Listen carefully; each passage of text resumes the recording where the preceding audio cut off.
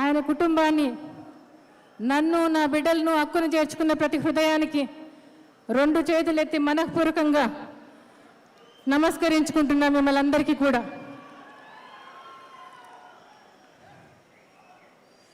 Party నిర్ణయం అయిన తర్వాత మొదటగా ఖమ్మం జిల్లా సభలో ఈ బిడ్డను నేను మీ చేతికి అప్పగించుకుంటున్నాను అని చెప్పి మీకు అప్పగించాను. ఎన్నో విమర్శలు, మరి ఆరోపణలు, సోషల్ మీడియా ప్రచారాలు ఎన్నెన్నో జరిగాయి. షర్మిలమన్ టార్గెట్గా అధికార పార్టీ వ్యూహమైన మరి రాష్ట్ర కాంగ్రెస్ అధ్యక్షుడి మార్పు వరకు జరిగిన ప్రతి సంగతి కూడా మీ కళ్ళ ముందే జరిగిందని కూడా మీకు అందరికీ తెలియజెప్పుకుంటున్నా. వైఎస్ఆర్ బిడ్డ రాజకీయాల్లోకి వచ్చింది అంటే మరి అధికార పార్టీ కానీ ప్రతిపక్ష పార్టీ కానీ వాళ్ళ వ్యూహాలు ఎందుకు మార్చుకున్నారు అనేది 4 మాటల్లో మీకు చెప్పదలుచుకున్నా నేను ఇవాళ.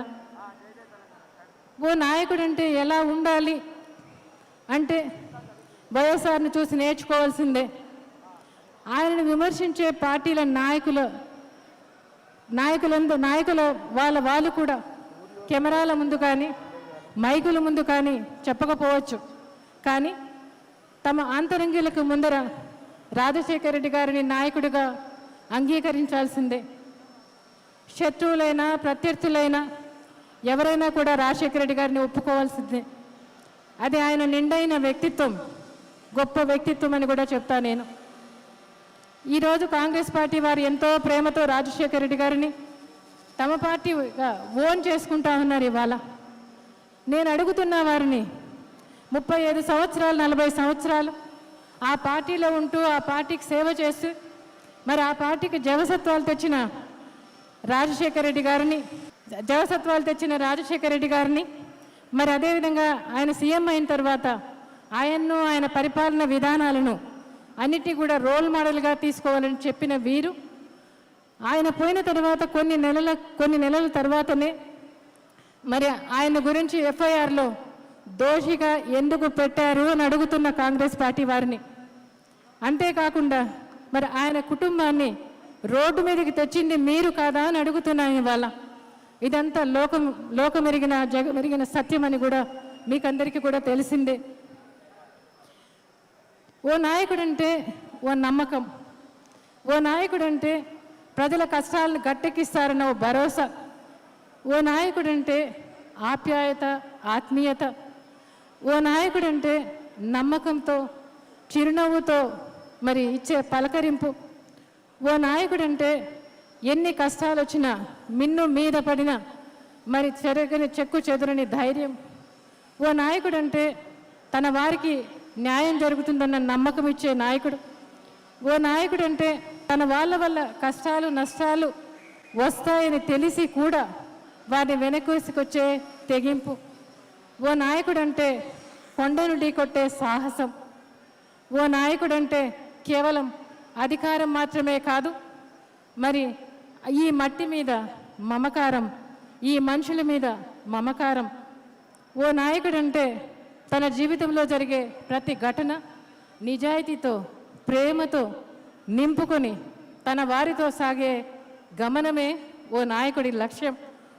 ఓ నాయకుడంటే మరి దార్శనికత, ఆయన రాష్ట్రం పట్ల దేశం పట్ల మరి గొప్ప విజనరీ కలిగి ఉండటం, మరి ఇవన్నీ కూడా మరి నాయకుడు ప్రజల బ్రతుకు కోరేవాడి నాయకుడికి మరణం అనేది ఉండదని కూడా మనం రాజశేఖర రెడ్డి గారిని చూస్తే తెలుస్తుంది మనకు.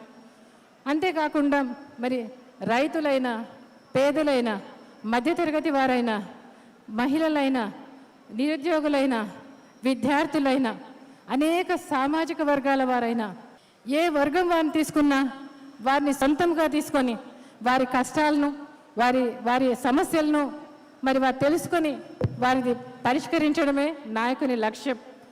అంతేకాకుండా మరి నాయకుడు అంటే మరి వారందరి జీవితాల్లో మమేకమై వారి బ్రతుకులో కానీ వారి నడకలో కానీ వారితో ఒకరిగా కలిసి మమేకమై నడవడమే నాయకుని యొక్క వ్యక్తిత్వం అని కూడా మీకు అందరికీ కూడా చెప్తా ఉన్నా ఇవాళ.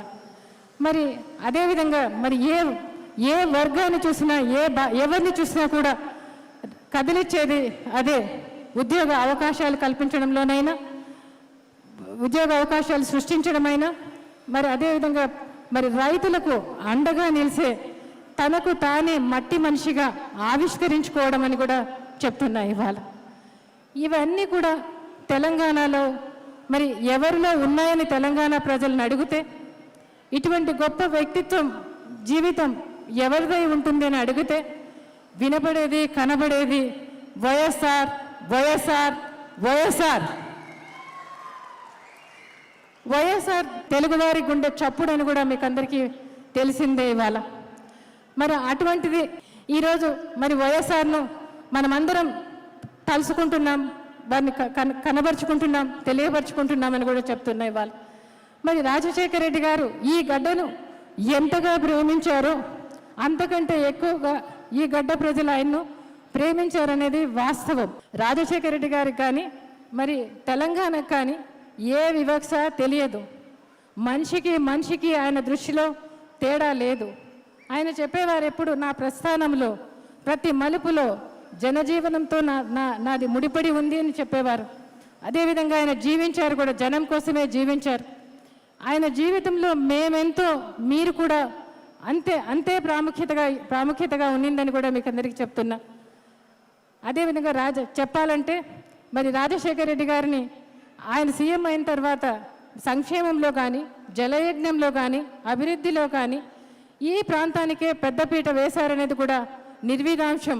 ఎవరూ దాన్ని లేదు అని చెప్పలేనటువంటి.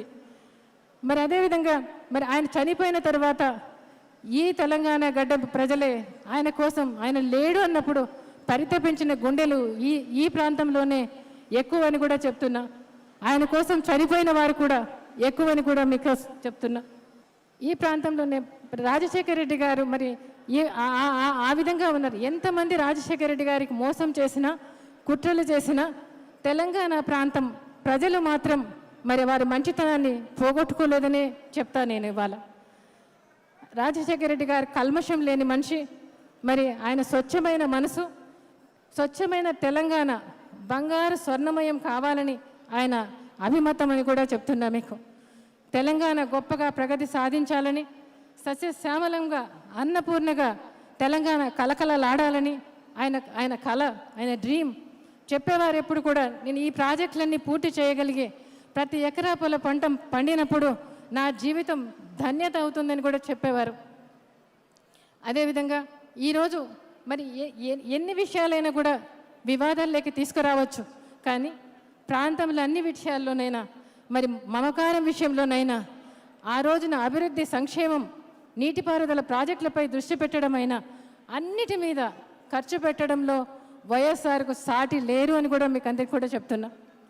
2004 నాటికి మరి పల్లె సర్వనాశనమైన పల్లెకు జీవం తెచ్చింది ఎవరు అంటే కేవలం మహానేత మాత్రమే అని కూడా చెప్తా.